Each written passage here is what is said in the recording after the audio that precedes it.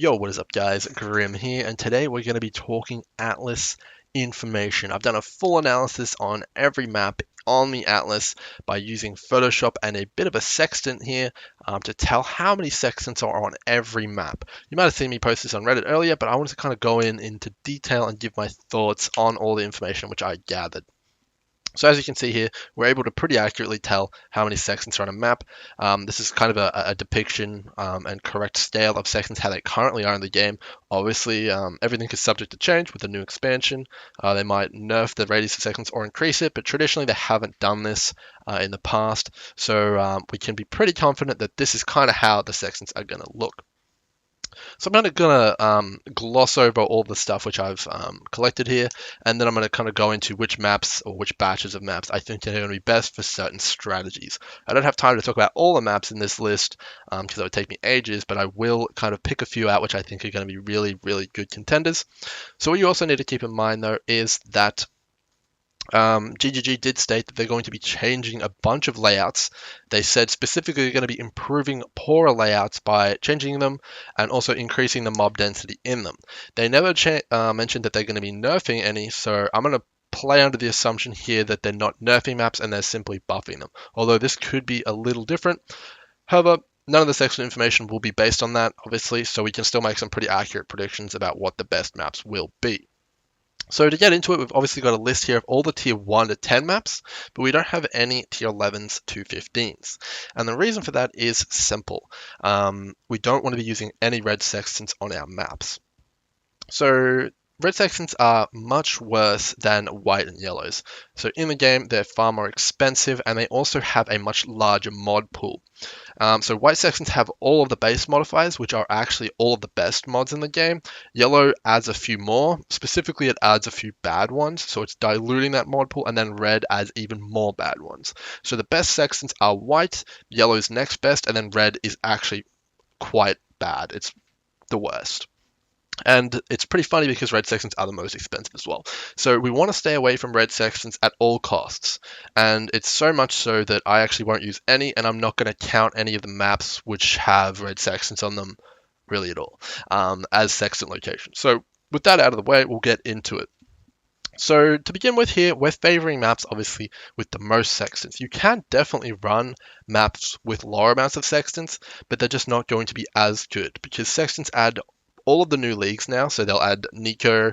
I'm pretty sure they said they're adding stuff like Zana. They'll add like Alva. So just more of all the new leagues, which are very, very lucrative, specifically Delve and Incursion. And they're also adding stuff like Breaches, Abysses, and that's really, really important. So the more you can have on there, the more like map returns you'll get, more currency, more everything. So it's essential that we pick the highest sextant tiers possible. So with that in mind, what I've done is I've taken the maximum amount of sextants for each strategy, and I've picked out maps which suit those parameters. So for tier 16, we want 5 plus sextant locations. For shaped, I think it's around 4 plus, and for tier 15, you also want around 5. So it's a pretty high bar already to get into the top tier meta maps, but we'll go into what those are now. So to begin with, I'm not going to be talking too much about divination cards either because GGG have stated they're moving bosses around. And what moving bosses around means is that the divination cards tied to those bosses can also move around. So let's take Burial Chambers, for example, the Doctor card, the best divination card currently really in the game, which is easily accessible, and it's tied to the boss Alira. And if they move the Alira boss out of Burial Chambers into a new map, Burial Chambers won't drop doctors anymore. So I can't really base too many of my opinions on divination cards currently, unless they're where the tile set is. So with an example like Underground Sea, the Alchemy card, the Survivalist that drops in there is actually tied to the tile set. And they're not changing anything about the tile set, so I can assume still that that will be in there. So I'm going to kind of base my assumptions on that. So to begin with, we're going to get into the tier 16 map candidates. So this is the big one that I'm going to be hitting for. I talked about that in the last video, so if you want to learn more about tier 16 strategy, go check that out. But these are the ones which I reckon are going to be the best maps. So we see a lot of bad map layouts on here. And that's because obviously they might receive changes. So I'm going to test every single one of these in the new league, and I'm going to get back to you guys with that details as soon as I can. But just to kind of predict which I think are the best ones to try out now with the coming days. Before I test them all myself, I'm going to like make those predictions now. So to begin with, we have a few maps which just have obviously a lot of sections, like the 6, but you can only assume that it has 5 because that's the maximum after you kill Uber Elder. So maps like Iceberg and Peninsula, they traditionally aren't as good as other maps like Underground Sea and stuff like that, but that's purely because of their density and a few little annoying bits with their layout. Let's take Peninsula for example. So it has a lot of mobs gathered around the center lake in that map. And to do with a map, you don't want to be backtracking and going into the middle and stuff like that. So if they change Peninsula to have like a bigger lake and more monsters just around the edge, so you can just do one big ring, that would suddenly make Peninsula one of the best maps in the game. So we have to take that into account, and we can't discount anything. So we're going to start off here. I'm going to pick out a few good ones. So we want to be looking for white sections, as I said, because those are the best. And the first one we're going to talk about is Grotto. So right now, Grotto is considered right up there with Underground Sea as one of the best maps to use your Elder Orb on, or to use Tier 16 Zana on. So it's got a naturally spawning Divination card that gives you fusings, and it's super common, like really common. So that's there. It's going to be there in the next expansion as well, so no need to worry about that being gone.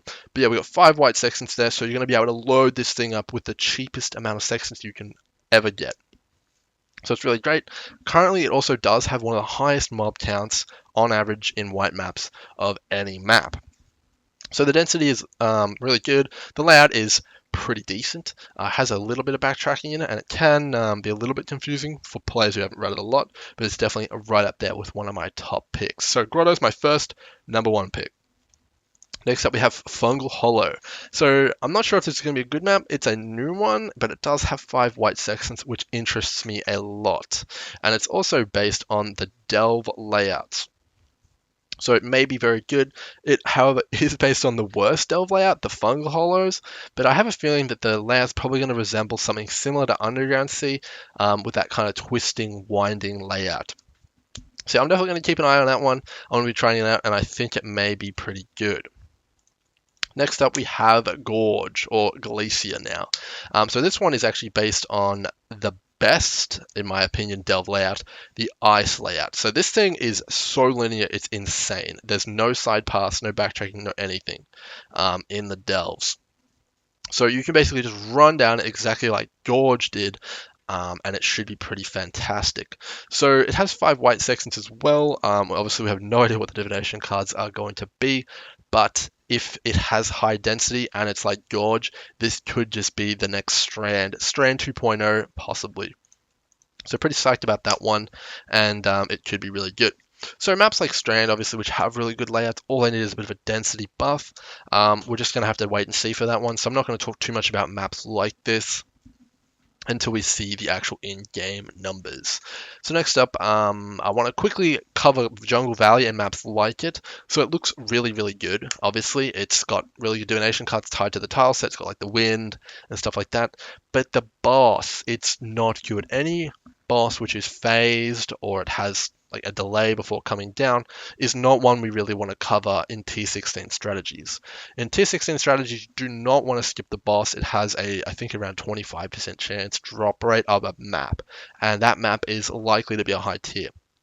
So maps which have that kind of slow boss, you just don't want to do them. It's on here because it is a good layout, but I would not be picking Jungle Valley for the Tier 16 strategy despite all those sections on there. So the next one up to add with Grotto and Glacier as ones I'm really excited about is Underground Sea, obviously. So Underground Sea has really good divination cards, especially for a league start. It has the Alchemy card, which is insane. It has all kinds of stuff in there. So I'm looking at this one for a potential league start here. Obviously, it's the best map now. I don't see why it wouldn't be going forward unless they do nerf it or something else is just that insane. So yeah, Underground Sea, definitely a top pick. Really, really great density, really, really great div cards, really good layout. So yeah, really, really fantastic. So the next one I want to talk about here is Haunted Mansion. So Haunted Mansion is actually really popular and people praise it for its density and all that kind of stuff, but I'm going to actually go out on a limb here and say I don't really like Haunted Mansion. So I did a density test on it and it isn't as good as Underground Sea. And the layout is actually fairly similar in terms of its being indoor, and it doesn't really have any good divination cards either. So while Haunted Mansion is popular with a lot of people, I'm going to actually say that I wouldn't recommend doing this over Underground Sea, despite how popular it is. So yeah, I'm gonna just wanted to mention that on there. Another honorable mention I will talk about here is Precinct. So as we can see here, 5 sextants. We've got 1 white, 4 yellow. Precinct is a very dense map currently. It has a lot of monsters in it, right up there on the level of Underground Sea. In my test, it actually had more monsters in it than Haunted Mansion by a significant margin. I can go into how I test that stuff in a different video, but I believe it's pretty decent data. Obviously, we have a bit of variance in there, but yeah, Precinct, the reason I'm mentioning it here, despite its absolutely shocking layout, is the fact that it has anywhere between, I believe, 1 to 7 bosses in it. And those bosses are exiles currently. And exiles currently do drop a corrupted nemesis item divination card. That can drop anywhere in the map, and that can lead to headhunters. So it's definitely an honorary mention there. Obviously, that's tied to the boss, so that might move. That's why I'm specifically mentioning it there. But it also has some more things to offer. The Precinct tile set also has the Abandoned Wealth divination card, which rewards, I believe, 5 or 3 exalteds, I believe, which is pretty insane. And it also has the Saint's Treasure divination card, which is another exalted orb divination card. So while Precinct has a bad layout, it has good density. It has anywhere between 1 to 7 bosses, which is insane for uniques and stuff like that. And it also has really good div cards. So I think Precinct, providing it gets a bit of a buff to its layout, which I'm hoping it does, and its density doesn't take too much of a hit, could actually be the new go-to Magic Find, everyone get in their 6-man kind of group map. It could be Vault 2.0, and with the introduction of the Divination card Scarab, that could be absolutely insane. So yeah, it's definitely on here, and all those 5 sections mean you can do it happily as a tier 16 map as well. So pretty cool, pretty good. I'm pretty impressed with Precinct being a lower tier now. So the next couple I want to cover here are Arcade and Bazaar. So these share a tile set and are actually a similar tile set to Precinct. And the tile set naturally drops the Divination card Saint's Treasure, as we talked about earlier. That is an exalted orb divination card, and it is reasonably common. So both of these maps have pretty good layouts in my opinion. Arcade currently has 2 bosses, Bazaar has 1. So it's different there, but Bazaar is a bigger map, and currently it actually has some of the best density in the game. I think it's around Underground Sea level density, maybe a little bit less. But yeah, that's just in my tests, and obviously that can change. But Bazaar, yeah, it's right up there. I think it's got more density, so I would pick Bazaar over Arcade, but Arcade may be better because it's got those 2 bosses. But I'm just not sure. But yeah, both good mapping candidates here. I would recommend either, providing they don't change too much. Next up, we got Toxic Sewers here with 5 sextants, and for such a high tier map, it's actually quite stunning that it has 3 white sextants still. So Toxic Sewer is definitely one of the most meta maps from leagues past. It's fantastic. It's indoors. It's good for pretty much every build. You can use it on Spark, Cyclone, Tornado Shot. Anything is going to be happy in here. Divination card's pretty weak currently in Toxic Sewer, but that's fine. It's got okay density, definitely pretty middle of the pack density currently. So if they change that up, it could be pretty good, but it's just average otherwise. But yeah, those 3 white sections definitely pull it ahead. I'm not sure if I would ever pick it over something like Underground Sea or Grotto, but it's definitely there if you like the layout or you're playing a build that excels in small layouts like Kinetic Blast or Cyclone. It definitely could be the pick for you. And I think it's definitely pretty good. So that's going to be my top maps here. What do we got so far? We've got Grotto, we've got possibly some of the new maps, we've got Underground Sea, we've got Precinct as a potential Magic Find map, and then I've also got Arcade, Toxic Sewers, and Bazaar for my recommendations for Elder maps. So again, any of these maps could change and become new rising stars, but just based on past results and past tests, those are the ones I would recommend trying out first. But yeah, that's going to be for tier 16. Going to quickly gloss over some shaped candidates here. A lot of them are going to be the same with a few additions. We've got stuff like Channel and Atoll currently drop map-specific divination cards, so those won't change. They have decent density. Atoll, actually a little bit on the low side for density, but yeah, it's got good sextants, easily accessible early on. Armory, a lot of people really like this map, decent density, no divination cards, but some people like the layout, so it's not bad. What else we got here? Graveyard, currently 3 bosses, really good divination cards. Some of them are tied to the boss, but for early sacrificial fragment farming, I wouldn't go past this map. It's fantastic. Also can net you quite a bit of essences and uniques from that boss. So pretty good. We've also got a few others here, like Beach, very, very quick layout, one of the smallest in the game. If you're trying to farm up Betrayal kind of events, or you're trying to get those masters and do all that kind of stuff, Beach could definitely be a go-to map here. 4 white sextants, nothing to scoff at. Pretty nice shaping map, if you ask me. Obviously, no divination cards, but we'll see after. Maybe they add one in there. Maybe they add the nurse card in here. We just don't know yet. And I'm pretty sure that's going to wrap up all of my additional ones. Obviously, everything I talked about in the last set of maps is still going to apply here. They're still really good. But yeah, until we know where all the divination cards drop, it's going to be a bit difficult to say what the best shaped map is, because we're not focusing on density and sextants, and we're more focusing on what the divination cards are. So honorary mention here, we got T15 Zana.